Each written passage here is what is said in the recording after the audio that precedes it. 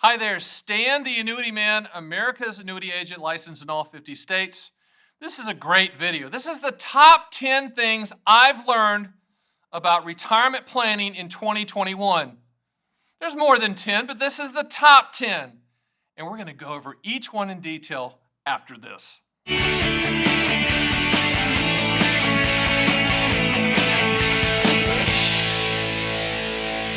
Number 10. You need a rational plan to address inflation. Yes, inflation is here. I don't think it's going away, and you need to look at inflation from a standpoint of how it affects you, and if you need more income, how are you going to create that for your income floor?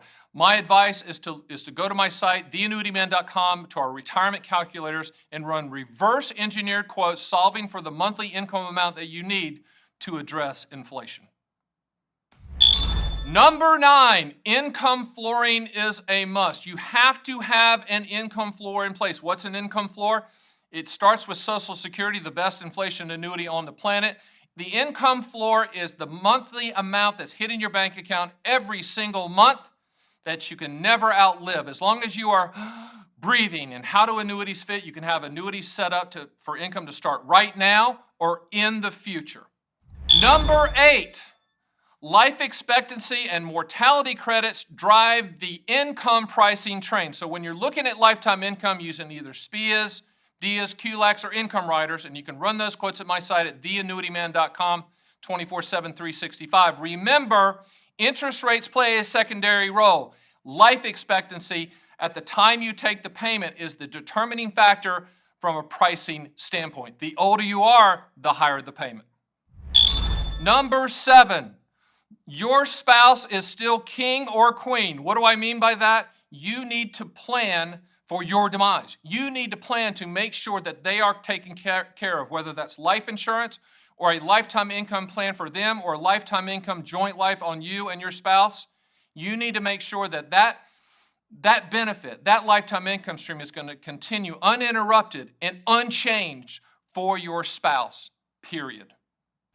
Number 6, 1 out of 1 of us is going to die.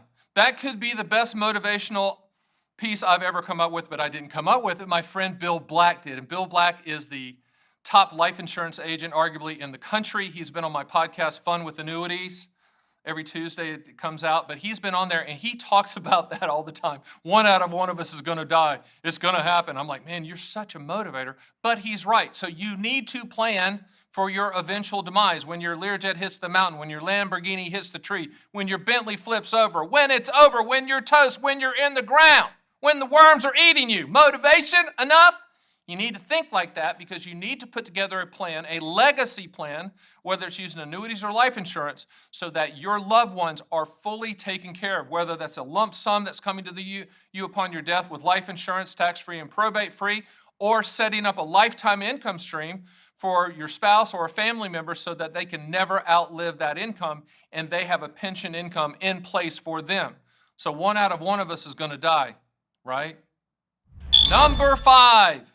From my friend Wade Fowl, who was just on my Fun with Annuities podcast, the 4% rule is dead. I mean, this is a big one.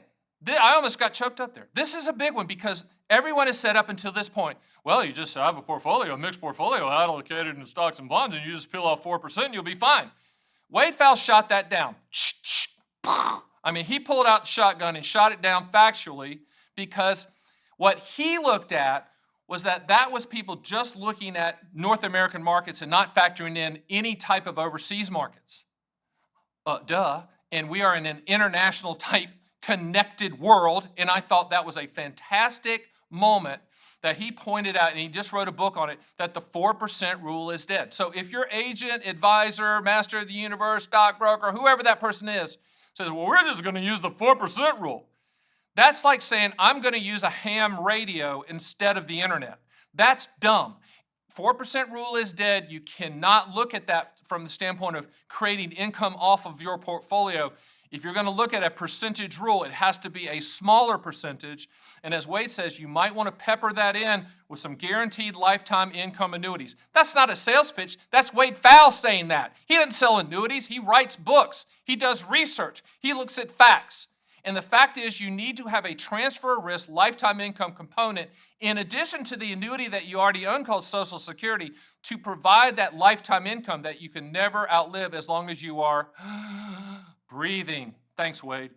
Number 4, from my friend Tom Hegna, who was also on my Fun with Annuities podcast, and he talked about mortality credits being the key and the secret sauce to lifetime income. It's all about life expectancy, according to Tom, and he is right. It's not interest rates you're looking at, it's life expectancy. And most of us are going to live longer than we project to live. And Tom is a big proponent of looking at those mortality credits.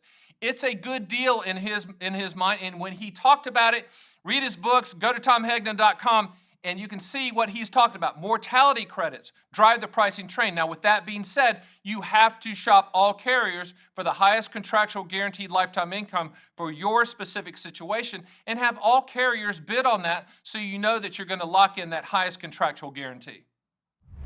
Number 3, current interest rates might be the new normal. Oh, you're probably saying, please don't be that. Don't. I want Jimmy Carter interest rates to return. We have to be realistic. I mean, with the government printing so much money to raise interest rates, they're raising interest rates on themselves.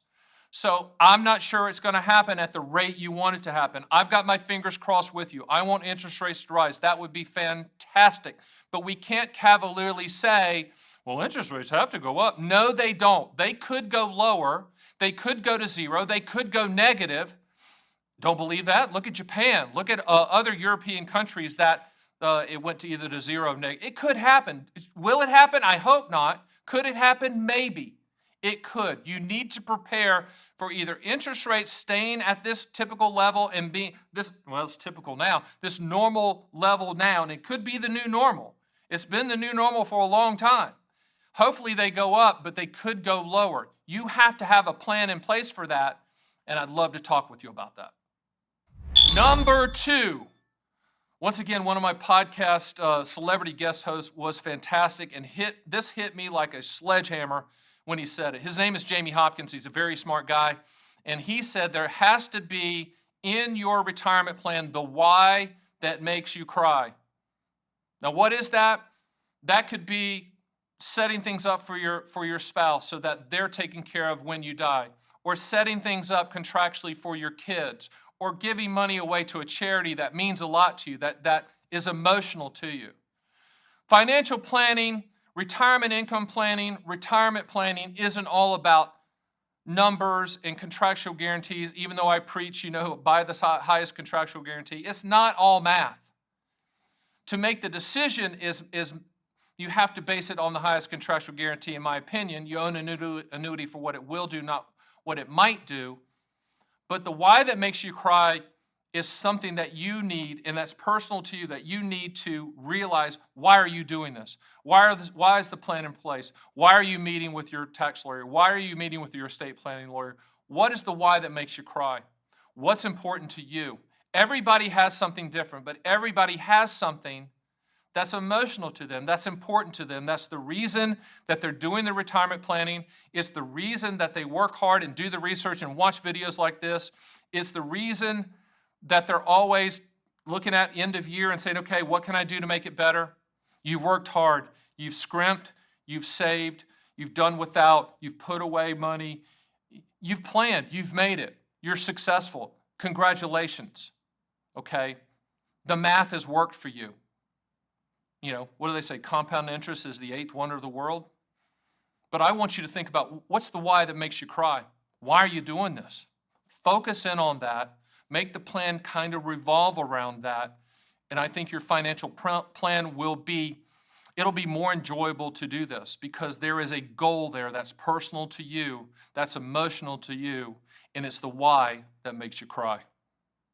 And number 1, there's no U-Hauls behind hearses. And if you see one, take a picture and send it to me.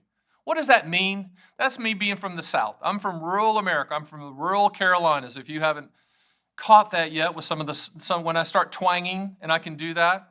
But when I say there's no U-Hauls behind hearses, if COVID hasn't done anything for us, during this crisis. It's been horrific. It's been horrific. We've lost 700,000 people at the time of this taping. I'm sure it's going to be more down the road. It's been horrific to watch, but it's made us realize the fragility of life. It's made us realize, hopefully, to take advantage of the day, to maximize the day, to appreciate things, to look at your family and friends and appreciate them. There's no U-Hauls behind hearses. You can't take it with you. I want you to enjoy your retirement. I want you to enjoy planning for your retirement if you haven't retired yet. But I want you to plan to live your life. I want chapter 2 to be fantastic. I want you to check off those boxes. I want you to get that bucket list out because there's no U-Hauls behind hearses. I encourage every single client of mine to do that because I have clients every single year that call me and say, I wish I would have done that, Stan. I wish I'd have gone on that trip. I wish I'd have bought that. I wish I would have done this for my loved ones. I'd give $10 million to feel better. I had one guy tell me, if you can believe that, and he would have. Don't let that be you. There's no U-Hauls behind hearses. And those are the 10 things that I learned.